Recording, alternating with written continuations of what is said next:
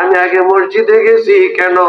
আমি অনেক দূর থেকে এসেছি, আমার রাস্তার মধ্যে 2-1 ওয়াক্ত নামাজ ছুটে গেছে, কারণ গাড়ির জার্নি একটার পর একটা টেনশন, তাড়াতাড়ি আইতে হইব। কয়টা বাজে মাইক দিব আমি জানি না, পাগলের মতো আইছি। আইসা যখন সময় পাইছি, আগে আমি মাওলার শানে আল্লাহর কুদরতি কদমে সাজদা গুলা দিছি। জোরে কোন সুবহানাল্লাহ। বন্ধু, আগে ইমান পরে আমল, ইমান আগে আমল পরে। ইমান আছে, আমলের দাম আছে, ইমান নাই বিন্দু মাত্র আমলের দাম নাই। মানলে মানলেন, না মানলে কিছু করার নাই। নামাজ এমন একটা বিষয়, নামাজ হুসাইন পড়ে, আর হুসাইনের যারা জব করছে, হুসাইনের যারা কুরবান করেছে কারবালার ময়দানে, তারা একত্র নামাজ আদা করছে না। হুসাইনের নামাজ আর এই গোষ্ঠীর নামাজ, নামাজের ছবি সূরত রুকু সিজদা এক, সূরা কেরাত যাই বলেন তাও যদি এক হয়, কিন্তু দুইটা নামাজের ওজন আমার মাওলার কাছে বেশ কম আছে কিনা?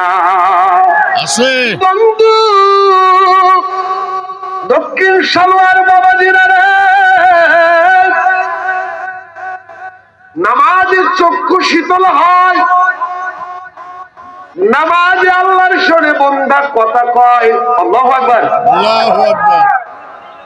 অন্য কোন ইবাদতে আল্লাহর লগে আপনার ডাইরেক্ট কানেকশন নাই, কিন্তু নামাজে দাঁড়াইছে আপনার কথা চলতেছে আল্লাহর লগে। জোরে কোন সুবহানাল্লাহ। সুবহানাল্লাহ। নামাজ কার হুকুম? আল্লাহর। হইছে না? আরো জোরে কোন আল্লাহর। নামাজ আল্লাহর হুকুম, পড়তেই হবে, পড়তেই হবে, পড়তেই হবে। আল্লাহ কয় আকিমুস সালাত ওয়া আতুজ যাকাত ওয়ারকাউ মার রাকিন। তোমরা সালাত প্রতিষ্ঠিত করো, অর্থাৎ নামাজ প্রতিষ্ঠিত করো এবং যাকাত প্রদান করো। যারা রুকু সিজদা করে তাদের সাথে তোমরা সম্পর্ক করো। জোরে কোন সুবহানাল্লাহ।